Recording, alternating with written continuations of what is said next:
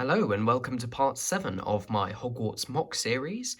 Today we're going to be taking a look at the next section of the castle, and that is the Astronomy Tower. Now, you might be able to tell that this is not going to fit into frame properly. In fact, I have to tilt the camera all the way up like that in order to just get everything in frame. So I'll be looking at each individual section and trying to move the camera around between them to make sure that you can get a good look at what I've built. Now, in this case, saying what I've built is a little bit misleading, as I think I mentioned in my overview video, which is part 1 of this series.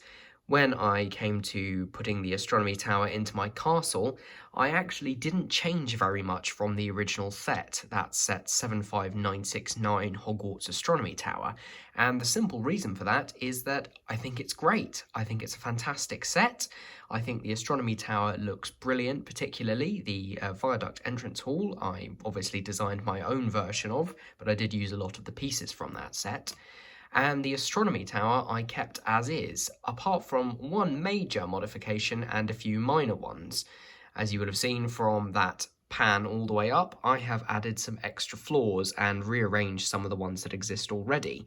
The original set is quite a bit too short. Obviously, in terms of piece count, they wanted to keep it down, and I don't think it would have been feasible to include this and the viaduct entrance hall all as one set for the price that they were asking for it. But thankfully, it's a very easy modification. So I just ordered the spare pieces and put in the extra floors. At the same time, I've rearranged one of the higher up floors so that the 3 floors are identical. So we have this floor here, this one here, and this one here are identical. I think before there were actually 2 sets of windows, if I'm right in thinking, here and here. I'll put the photo up of how it used to look to compare it to. But then once we reach the top, everything is pretty much the same, although I will go over the small modification that I made. So I've just taken off the top 2 or 3 floors there. This is a function that's present in the original set, and one that I decided to leave in not because I particularly wanted it, but because it was easier in terms of the spacing of the pieces, but it means I can take it off to show you guys a little bit closer.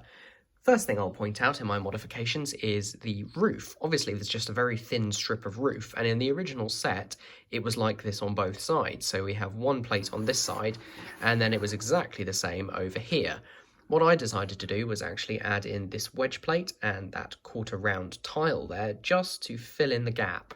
And I think I filled it in pretty well. Obviously, it's not touching the cone, but before there was actually quite a sizable gap. And if you looked at it anything rather than straight on from this angle, it was very obvious that there was a gap there.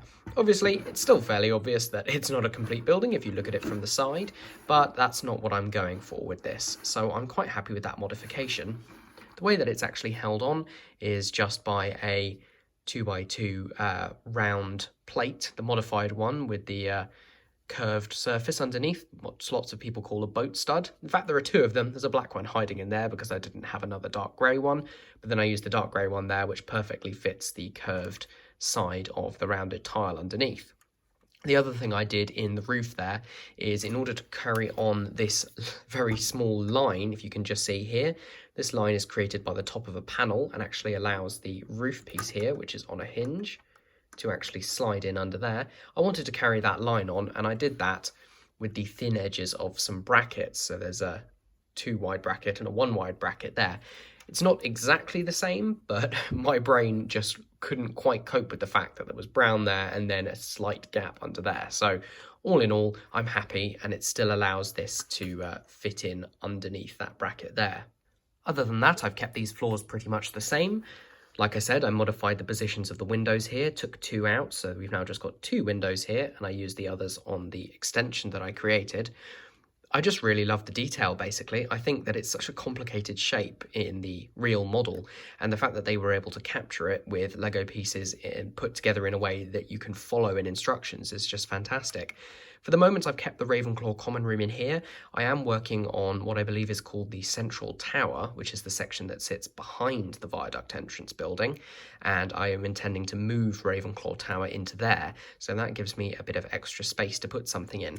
I think I will keep the upper sections, however, with the actual astronomy part of the astronomy tower here, and it's a particularly nice build, although I've realised that every time I walk through the room it does make a little shaking noise, which is slightly annoying, but I like how it looks, so I think I'll leave it as is.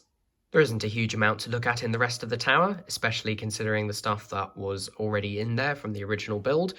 We've actually got Slughorn's office up here, which I might keep in there or I might move somewhere else. It's a very small space, obviously, but it's got nice detail. The white frames are a point of controversy, which I know a lot of people have complained about. I have to say, when I extended mine, I actually bought extra ones. I know, a very controversial thing to do, but in a lot of other places in my castle I've used arch bricks, especially within the grand staircase tower, and I just decided I wanted something slightly different here so that things are a little bit more open, especially considering how tiny the space is in there. These are just 8x8 plates, and once you take into account the walls, there's actually only 6x6 space inside there. The other rooms in the tower don't have anything in them as of yet, and neither does the entrance at the bottom. For the moment, I've just kept the Slughorn's party detail lanterns on the side and all the connections, although when I actually have a way of putting this into the castle properly, I will change all the bottom floor around. At the moment, it just sits behind the viaduct entrance hall on its own at the moment, but I am planning on how to include that in the future. And that's everything back together again. When the tower sits within the castle itself, it actually stands on some supports just made out of random bricks.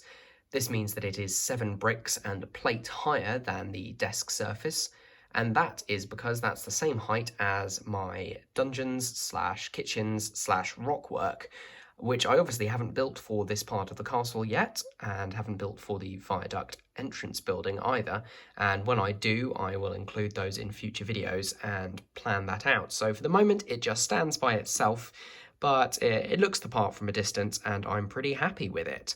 So that's it for today. It's just been a bit of a shorter video, just looking at a smaller part of the castle, and in fact this does wrap up the original parts of the castle that I showed in my first overview video, which is kind of crazy that that's already come to an end. But as I've said a couple of times before, it's not the end for my Hogwarts, not by a long shot. There's still a long way to go. Even just with the pieces that I've already built. Like I mentioned, I need to finish off the rockwork and design the things that go underneath, and I am considering having a look at lighting my builds in the future, so that's definitely something to look out for. Thank you very much again for watching. Next week I'm going to do another overview video, just taking a look at the few changes that I've made, and there might be a little bonus build in there as well. Thank you for all your support. I managed to hit 300 subscribers, which is absolutely ridiculous given it was only about 10 days after I hit 200. So thank you everyone so much. I don't think I can say that enough. If you like my videos, please leave a comment or a like down below and subscribe to my channel, and I will see you again very soon. Thanks.